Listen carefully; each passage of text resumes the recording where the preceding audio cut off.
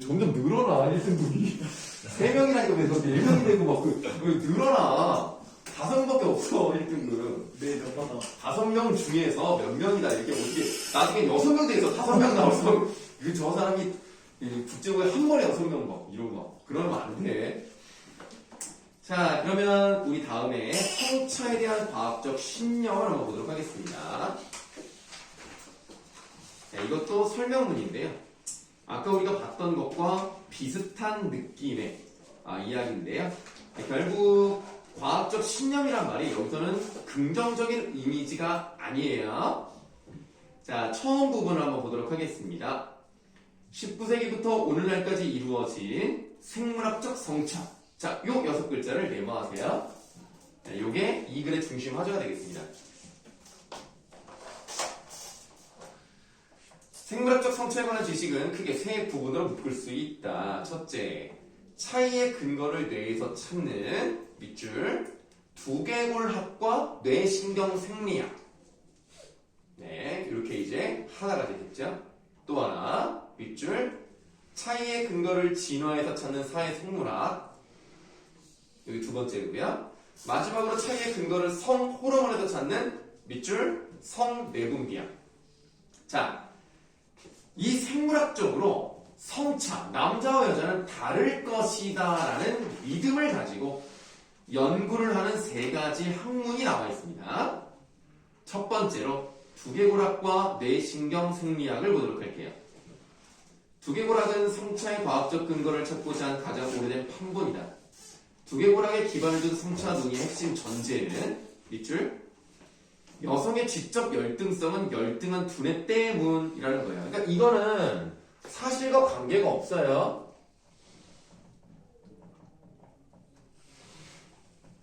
사실과 관계없는 전제이기 때문에 잘못됐다는 것을 먼저 말씀을 드립니다. 여자라고 해서 멍청하다 이렇게 말할 수는 없죠. 열등하다 이렇게 말할 수 없고 뭐 여자가 수석으로 입학하는 경우도 있고 수석으로 졸업하는 경우도 있기 때문에 남자와 여자 둘 중에 어떤 성별이 더 뛰어나다라고 말할 수는 없어요. 그 개별적 차이인 거죠. 그러니까 두개골학이 처음에 제시한 기준은요. 바로 하세요. 두개골의 크기랑 뇌의 질량. 자, 이렇게 괄호를 묶어보시면 한마디로 두개골이 크잖아? 그럼 머리가 좋은 거야. 질량이 크잖아? 그럼 머리가 좋은 거야. 상대적으로 여자랑 남자를 비교해보면 누가 더 머리통이 커요? 남자가 더 크죠. 그러니까 남자가 더 뛰어나다는 얘기예요. 평균적으로 여성에 대한 남성의 뇌보다 크기가 작고 질량도 덜 나갔기 때문에 두개골의 근거의 여성의 열등함을 보여주고자 했던 것입니다. 실제로 그래서 어떤 생각들을 많이 하는 경우가 있냐면 혹시 서울대생은 머리둘레가 크지 않을까 이렇게 생각하는 사람들이 있어서 실제로 TV에서 실험을 했어요. 서울대에 가서 무작위로 지나가는 사람들 머리 크기를 쟀습니다. 학생증을 보여주고 서울대생이 맞는 걸 확인한 다음에 그 줄자 있잖아요. 줄자로 쟀는데 실제로 평균보다 크게 나오긴 했어요. 네. 근데 그게 표본이 뭐 몇천 명을 대상으로 한 게 아니잖아요. 그러니까 이제 몇 명 정도 이제 한 몇십 명 정도 했겠죠? 네. 그러니까 실제 대한민국 평균 그 머리 둘레보다 크게 나온 건 맞습니다만 그냥 흥미롭게만 보시면 되는 거고 과학적인 근거는 없습니다. 자, 그러나 이 논리는 치명적인 반격에 맞닥뜨린다. 그게 뭐냐? 밑줄 이른바 코끼리의 문제이다. 코끼리는 어때요? 머리통이 커요. 몸이 크니까 머리도 크겠지. 뇌도 커. 그럼 사람보다 훨씬 머리가 크니까 사람보다 머리가 좋아야 되는 거 아닙니까? 사람보다 머리가 좋다고 말하기 좀 그렇잖아요. 코끼리가. 물론 머리가 나쁜 건 아닙니다. 코끼리도 머리가 좋습니다만 사람보다 좋다고 말하기는 어렵죠. 다음 쪽으로 가시면 그런데 코끼리에서 그게 막혀버렸단 말이에요. 그럼 이제 어떻게 빠져나가려고 했냐면 상대 수치에다가 괄호 여세요. 상대 수치 즉 몸집에 대한 두개골의 크기 혹은 체중에 비례한 뇌의 질량 받으시면 되겠습니다. 자, 이것이 새로운 기준으로 등장해버렸는데 여성이 남성보다 상대 수치가 더 높은 것으로 나타나자 그 증거는 틀린 증거로 간주가 됐고요. 상대 수치 기준은 즉시 기각이 됐습니다. 이 말은 뭐예요? 이미 전제를 깔아놓고 그 전제에 맞는 것만 찾아내려고 했던 거죠. 그러니까 과학적이지 못한 거예요. 1900년대 초 이후 두개골학은 사라졌지만 또 밑줄 개체나 집단의 우열을 뇌에서 찾고자 하는 전제, 여전히 뇌가 작거나 뇌가 가볍거나 이러면 머리가 나쁘다. 이거를 자꾸 뇌에서 찾고 싶어하는 사람들이 있단 말이야.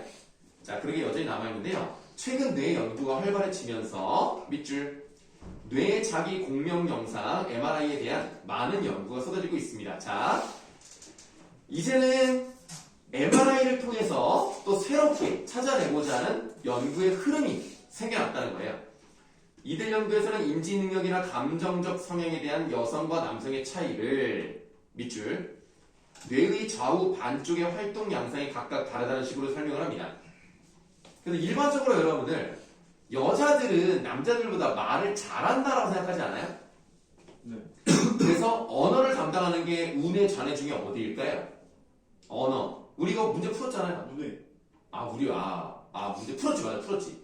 전에 좌뇌의 언어적 능력이 뛰어나게 발달되어 있습니다. 그걸 편측화라고 하는데 이거 하지 않았어요, 우리? 이게 작년 그 수능 특강 과학지문 3강인가 그래서 했던 것도 같은데. 이거 진짜는. 분리 내 소유자에 대해서 해본 것 같아요. 눈치 우는 거 보고 닭을 본 다음에 기억 안 나요? 안 했나? 네, 기억나요. 한 것 같은데. 뭐 어쨌든 그래서 왼쪽 뇌 좌뇌에 언어를 담당하니까 아마 여자들이 좌뇌가 활발하게 발달했을 것이다. 이렇게 생각합니다. 그 다음에 여자들이 남자들에 비해서 이게 속설이일 수 있겠습니다만 운전을 좀 잘 못한다든가 주차를 잘 못한다든가 그 다음에 공간 지각 능력이 떨어진다 이런 얘기 들어본 적 없어요? 있어요. 오른쪽 뇌가 공간을 담당하거든요. 그래서 남자가 우뇌가 많이 발달했다 뭐 이런 얘기도 있습니다. 김여사. 네, 그런 얘기는 하지 않겠습니다. 자, 선생님이 인플루언서이기 때문에 약간 좀 전 세계 사람들이 그런 편협적인 말을 했다고 생각했을 때 얼마나 오해를 많이 하겠습니까? 그래서 그런 영향력, 선한 영향을 미치기 위해서 그런 말 하지 않겠습니다.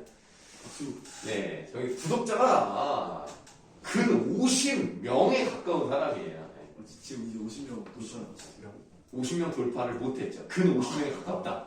47명인가 그렇습니다. 네, 그래서 나름의 인플루언서이기 때문에 조회수 10,000번 이상 한 영상 조회수 10,000번 이상 한 사람 그런 사람이라고 보시면 되겠고 인스타 댓글 좋아요 1,600개 육박하는 좋아요를 받은 사람이라는 거 다시 한번 말씀드리면서 진짜 인플루언서다. 받아본 적 있어? 소리가 구독을 안 했어요. 괜찮습니다. 네. 안 해도 돼요. 뭐 까짓 거 그딴 건 안 받아도 됩니다. 좋아요. 아니, 제가. 네, 안 받아도 됩니다. 뭐 필요 없어요. 예. 아니, 공부나 하세요. 공부나 아니. 그 시간에. 자, 그래서 뭐라고요? 자, 남성은 운의 지배, 여성은 전의 지배라는 것이다. 그러나 오늘날의 뇌 연구 결과를 자세히 살펴보면 남녀의 차이라는 말 앞에다가 각진가로 열게요. 남녀의 차이가 일관되게 나타나지 않고 중첩되어 있거나 애매하다. 또한 성별 유사성도 많이 발견된다 하고 닫아보시면 되겠습니다. 이런 것이 바로 이 연구의 한계점이죠.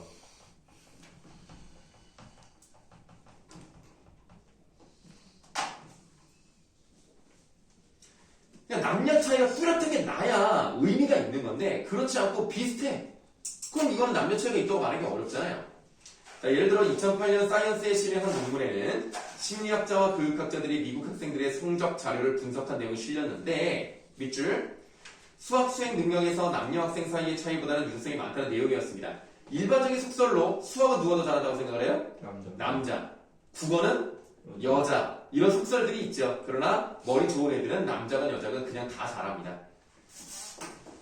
자, 그럼에도 내 연구 분야에서 성별 차이를 발견하자고 하는 욕망은 무척 크다. 이러한 경향은 이들 연구가 밑줄 사회적인 성별 고정관념을 전제하고 그에 따라 연구 결과를 해석하여 기존의 사회적 성별 규범을 재강화하는 방식으로 나타납니다. 일단 차이가 있을 것이다라는 밑밥을 깔아요. 그리고 연구를 해서 그 결과를 집어넣어요 막. 그러면 그런 결과가 나온 것처럼 보여준 다음에 거봐라 우리 말이 맞지 않느냐. 자꾸 이렇게 집어넣는다는 방식으로 간다는 거죠. 성별 차이보다는 유사성을 보여주는 증거가 더 많은데도 차이에 대한 앞에 속세 차이에 대한 연구는 유사성에 대한 연구보다 더 많이 연구되고 대중매체에서도 더 많이 소개된다. 받아보시면 성에 대한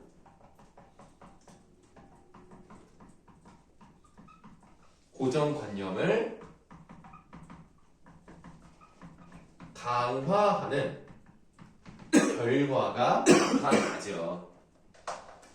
사람들이 똑같은 것보다는 달라야 재밌어 하거든. 오, 여자가 나 다르구나. 이래야 재밌어 하니까 자꾸 그런 것만 TV에 많이 보여주면 사람들이 진짜 그렇게 믿는 거죠. 이것은 성차에 대한 과학적 지식이 생산되는 사회적 맥락을 고려해야 그 설명이 가능해진다. 자, 이거는 이제 뇌와 관련된 연구에 대한 얘기였고요. 이번에는 사회생물학 쪽을 한번 보도록 하겠습니다. 사회생물학은 성차의 생물학적 기초를 찾으려는 시도 가운데 가장 활발한 연구가 이루어지고 대중적으로도 많이 알려진 작업이다. 사회생물학에서 말하는 성차는 인간의 여성과 남성을 포함하여 모든 동물의 암컷과 수컷이 보여주는 행동의 생물학적 기초, 그러니까 진화론적 기원을 보여주는 것이다. 사회생물학에서는 먼저 밑줄 동물에게서 나타나는 여러 모습을 보여줘요. 그러니까 우리가 뭐 믿든 안 믿든 간에 진화론이라는 게 있잖아요. 그럼 인간은 뭐 어디서 왔다고 볼 수 있어요? 원숭이와 같은 이제 유인원에서 왔다라고 생각하는 경우들이 있죠. 물론 경우에 따라서는 우리의 인간의 조상은 뭐 돼지다라고 얘기하는 경우도 있고요. 물고기라고 얘기하는 경우도 있습니다만 그런 뭐 우리가 알 수 없는 것이고 일단 원숭이와 굉장히 유사하기 때문에 원숭이에서 왔다. 그러니까 진화를 했다면 동물의 모습을 보여준 다음 그 동물과 관련된 인간의 속성을 보여주면 그러면 여기서 여성과 남성의 성별 차이가 나타나지 않을까라고 하는 건데요. 자, 그리고 이것을 밑줄 인간의 진화론적 기원으로 제시하고 그것을 통해 인간 사회의 어떤 질서나 특성을 정당화합니다. 여기에서 주의할 것은 밑줄 자연적 사실을 발견하는 맥락에 이미 사회적 사실이 놓여 있다는 점이다. 이게 무슨 말이냐면 순수하게 자연의 모습을 다룬 다음에 거기서 인간의 모습을 발견하는 게 아니라 인간의 모습을 먼저 머릿속에 상정을 해놓고 그거를 동물의 모습에 집어 넣으려고 노력한다는 게 문제가 된다는 거예요. 그래서 순서가 동물의 모습을 통해서 나타난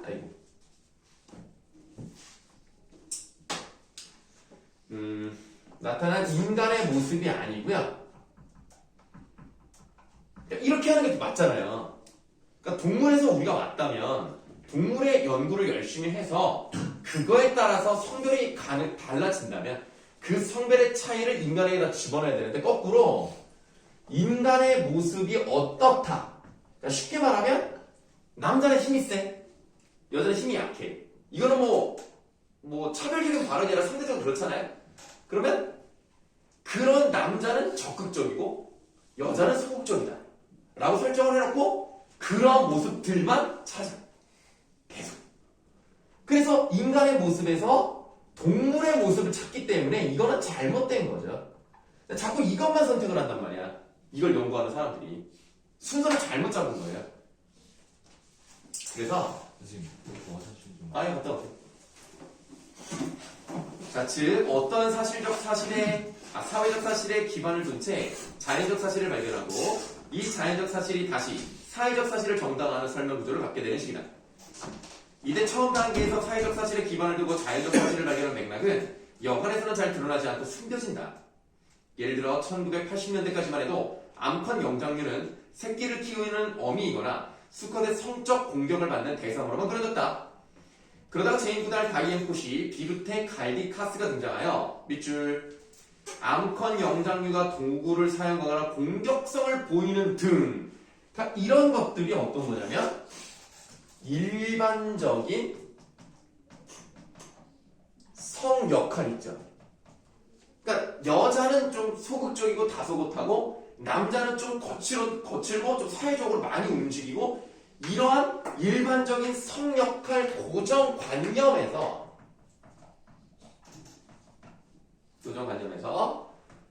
벗어나는 행동들을 보이고 있다는 걸 확인할 수 있어요. 그러니까 이 영장류 애들도요, 여자라고 해서 무조건 소극적이지 않고 공격도 하고 거칠기도 하고 이런 거를 보니까 사실은 남자든 여자든 크게 차이는 없었다더라. 그런 모습도 있었다더라. 이렇게 나오는 거죠. 이전까지 발견되지 못한 여러 것을 발견하면서 암컷 영장류에 대한 연구가 크게 달라졌다. 1993년 사이언스 기사에서 기획자는 이렇게 질문한다. 남성 영장류 학자들이 암컷 영장류를 새끼를 보살피는 어미 혹은 수컷의 성적 공격을 받은 대상으로서만 밑줄 천편일률적으로 그려냈다. 라는 것은 아예 머릿속에 성 역할을 정해놓고 암컷들은 이럴 거야 라는 고정관념으로 연구를 해버린 거죠. 그래서 암컷은 수동적일 것이다.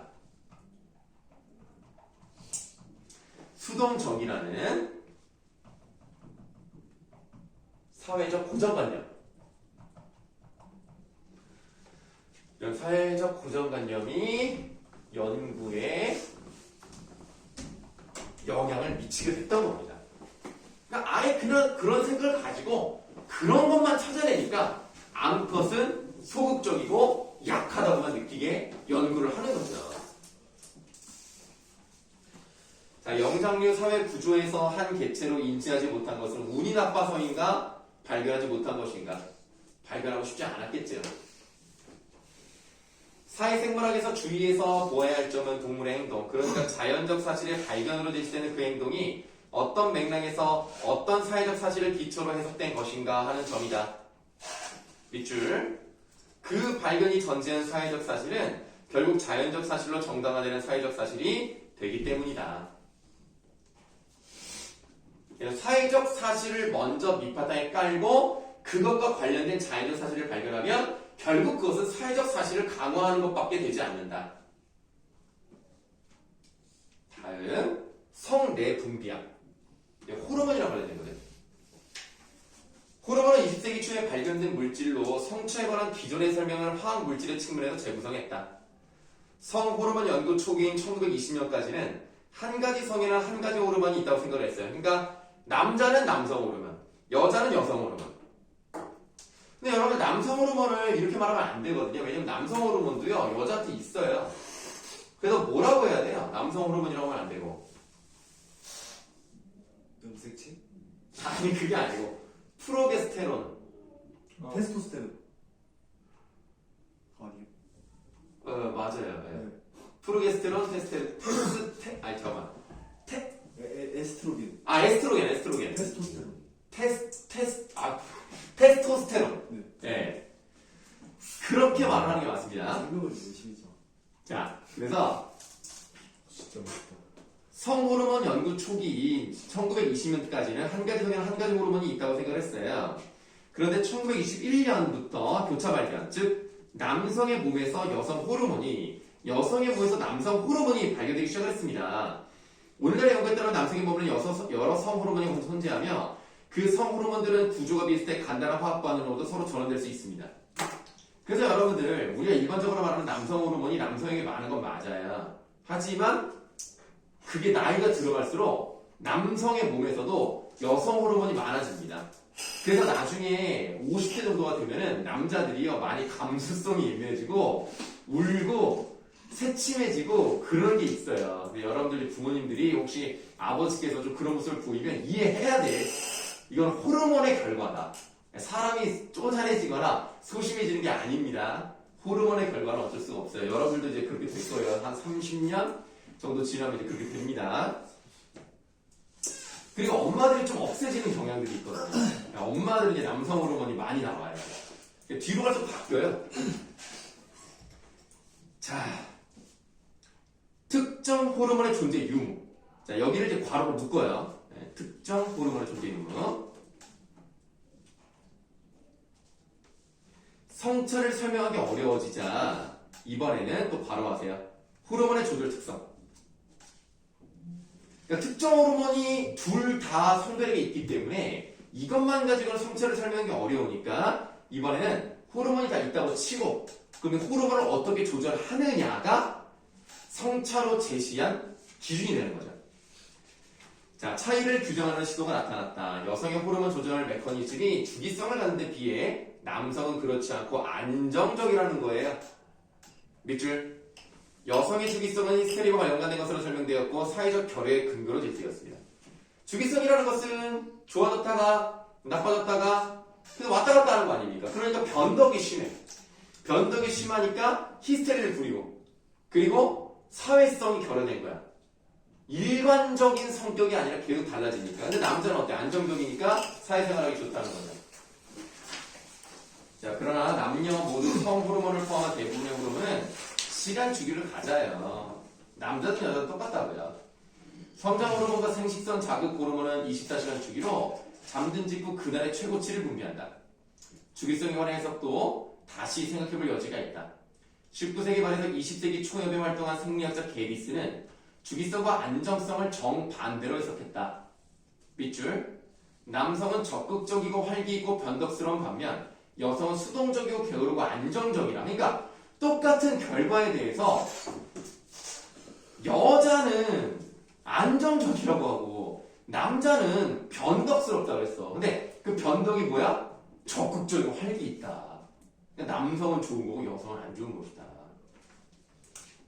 자, 게리스는 안정성을 게으름이나 수동성과 관련짓고 변덕스러움을 활기나 적극성과 관련지어 치열한 사회생활을 하는 남성의 변덕스러움이 더 유리한 것으로 부각했다.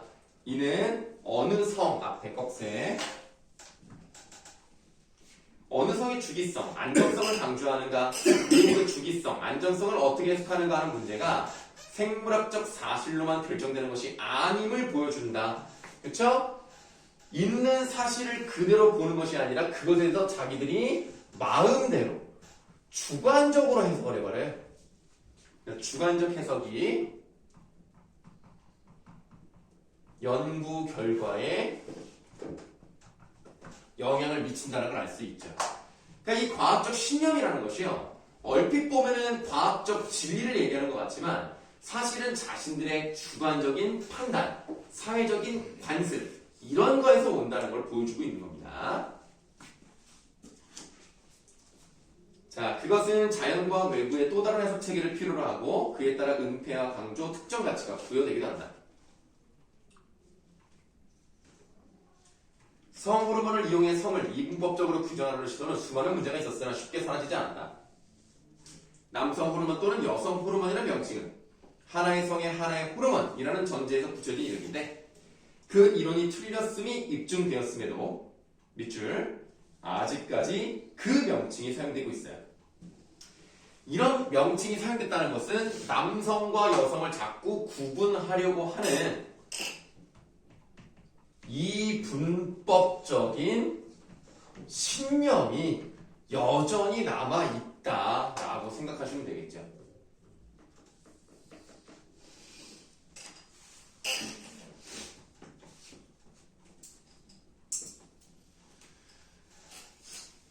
이는 그 이론이 전제하고 있는 이분법적 성찰하는 신념이 얼마나 강고한지 보여준다. 우리가 성차에 대한 과학적 지식을 접할 때 주위에서 따져보아야 할 점은 문제 선택이다. 즉 그러한 지식 앞에 또 꺽쇠하시고 그러한 지식의 생산과 확대 그리고 대중의 수용이 어떤 사회 문화적 맥락에서 이루어지는가 하는 것이다. 닫아보세요. 자, 그러니까 과학적인 연구가 있는데 그 과학적인 연구가요 객관적이지 못할 수 있다. 남녀 성차에 대해서 이미 정해진 틀 안에서 이루어질 수 있다라는 것을 우리는 잘 생각을 해야 돼요. 그래서 한번 해볼게요.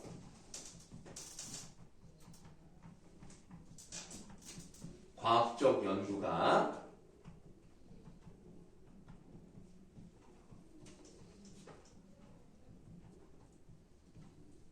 사회적 통념 속에서 이루어질 수 있음을 지적하는 내용이에요.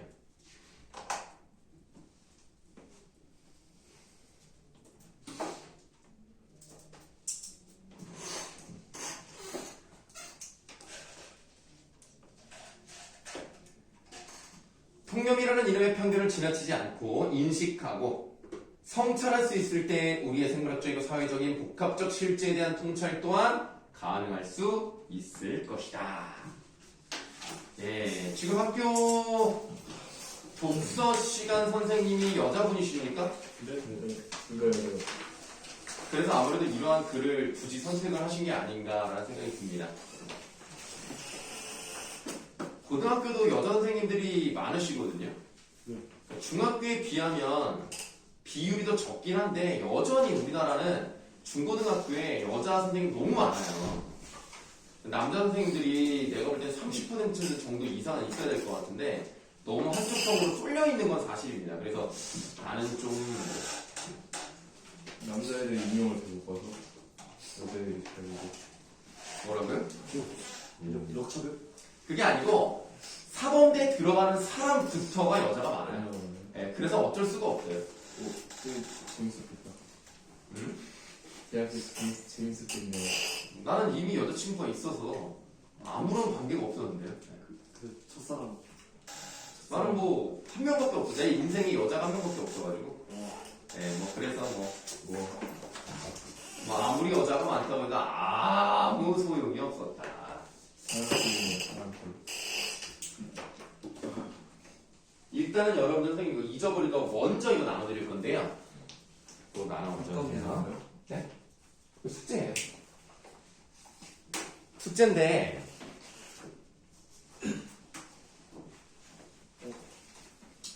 선생님이 일단은 여러분들 학교에서 나갔다는 고전시가 3에서 6강, 현대시 1강, 2강 이렇게 나갔고요. 다만 고전시가 6강은 선생님이랑은 배우지 않았습니다. 만분간은 나랑 하지 않았어요. 그래서 6강을 제외한 나머지를 다 풀어오시면 돼요. 고전시가 6강을 제외한, 그러니까 6강이 만분가거든요. 만분가 빼고 다 풀어오라고요. 네? 이거 독서가 없나요? 오늘은 독서 숙제가 없어요. 네, 한동안 독서 숙제 안 내드릴 거예요. 우리가 이미 많이 진도를 뽑았고, 그리고 독서가 시험법에 나온다 하더라도 아마 우리가 배운 걸 넘어가지 못할 거라고 생각합니다. 일단은 선생님이 계획으로는 일단은 문학 위주로 이제 독서를 하면서 갈 거고요. 이것도 여러분들 이거 답을 보내라면 너무 힘들겠지? 네, 살짝. 그래, 이거는 독서가 아니니까 요거는 답을 그냥 다음 주 토요일까지 그냥 잘 해오시면 되겠습니다. 문제 수가 그렇게 적지는 않아요. 그리고 여러분들 이거 보시면은 그 서술형 뭐 이러잖아. 선생님 독서했습니다. 네? 선생님을 찍었어요. 둘이야. 야, 시절 6강 숙제 아니에요? 아 맞아요. 아니 그러니까 이거는 실제 2024 학년도 이건 수능 특강. 요거는 이제 현대술 6강을 이제 하시는 거고, 그다음 지금 나눠드린 거는 그 수능 특강 평가 문제집이라고 할까요? 변형 문제라고 할까요? 수능 특강 평문. 이거에 대해서 우리가 이제 고전시가 3에서 5강, 현대시 1에서 2강. 요거를 이제 해오시면 되는 거예요. 이렇게. 요거는 따로 다 보내지 마시고 토요일까지 해오시면 되겠습니다. 그리고 중간중간에 그 서술형이 있긴 있어요.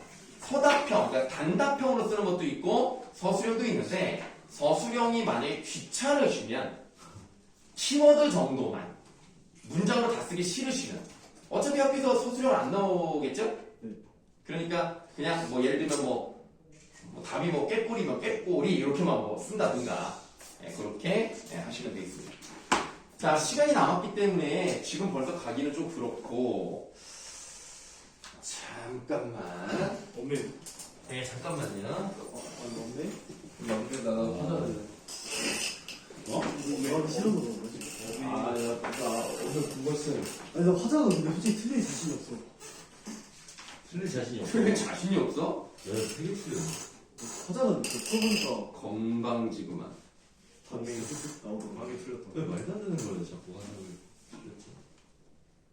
화장 어려워. 정말 오늘보다 어려운 것 같아. 자, 이제 엄매 선택한 사람들 103쪽을 좀 보겠습니다. 없는 거냐? 자, 103쪽에 1번 문제를 한번 볼게요. 어디서? 나? 엄마 현주가 시간 단축하는 건데 엄마를 해도 시간 단축이 안 될 것 같아. 내가 이거 해줬어. 그럼 틀렸잖아. 야, 속수범이다. 아, 속수범이다. 인기가 다행이야. 자, 조용히 하세요.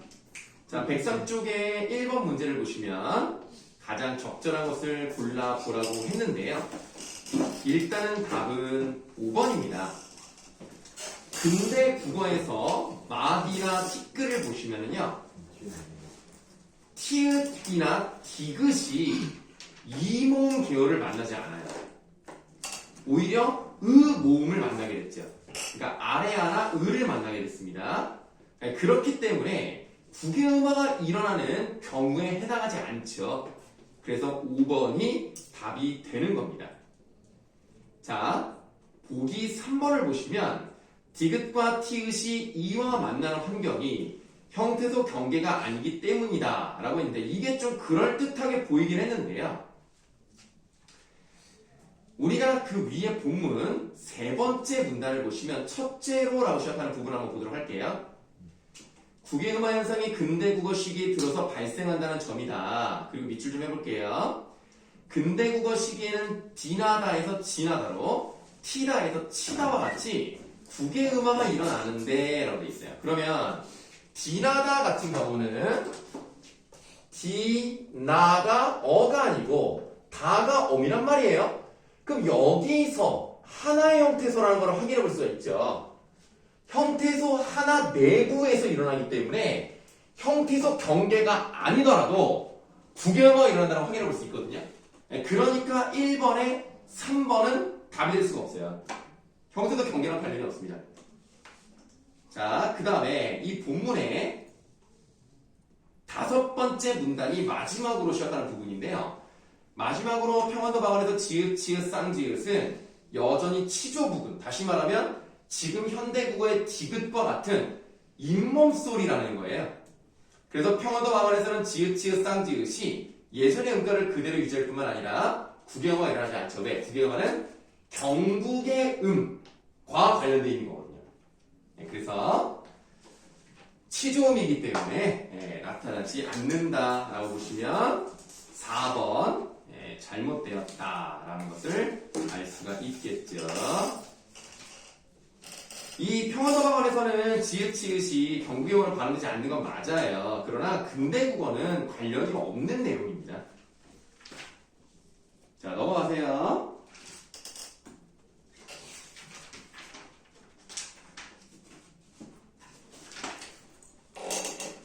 (108쪽) 보도록 하겠습니다.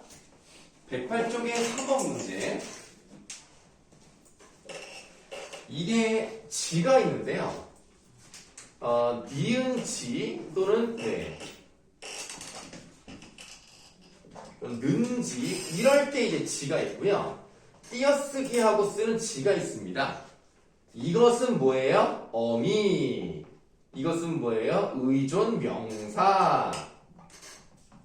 그러면 어미는 어가 뒤에 붙을 수 있어요. 하지만 의존명사는 명사이기 때문에 어감과 결합하지 않습니다. 특히 의존명사는 앞에랑 무조건 띄어야 돼요. 의존명사는 단어고 어미는 단어가 아니에요. 어미는 단어의 일부일 뿐입니다. 그래서 우리 기억을 보시면 지는 지금 의존명사 쪽에 지잖아요. 어감과 결합하지 않습니다. 그래서 기억은 들어가면 안 돼요. 그래서 3번의 답은 4번입니다.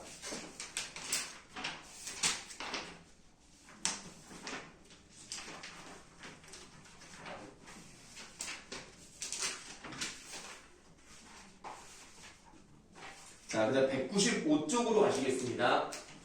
195쪽의 4번 문제.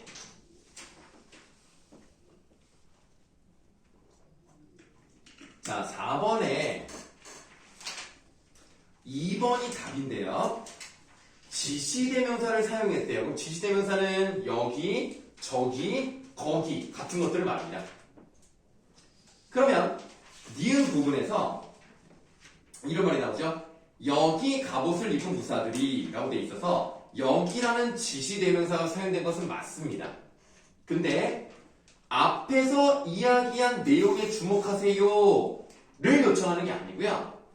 이 화면을 가리킬 때 말을 하고 있는 화자에 가까운 것을 가리키고 있는 거예요. 여기나 이것은 화자에 가깝고요. 거기는 청자에 가깝고요. 저기는 둘 다에다 멉니다. 그래서 여기는 앞이야기를 주목하는 거랑 관련이 없고 화자와 가까운 것을 가리킬 때, 지시할 때 쓰는 표현이라서 2번이 답이고요. 미을 한번 보죠.